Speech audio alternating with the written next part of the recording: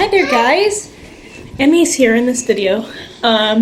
We are going to let Anna run around because I just painted my room and reorganized everything so it's nice and clean, and there's not as many hiding places that she can get into and where we can't get her out.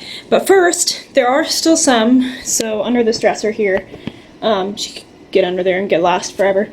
So what I'm going to do is I have a little gate cage thing, playpen, that I'm going to go ahead and wrap from here over as far as I can over there.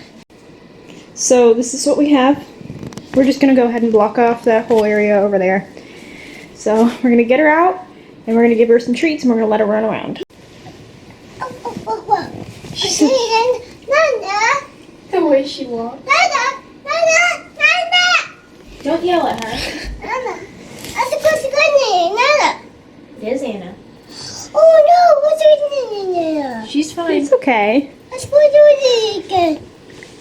Ah! It's okay. I did it again.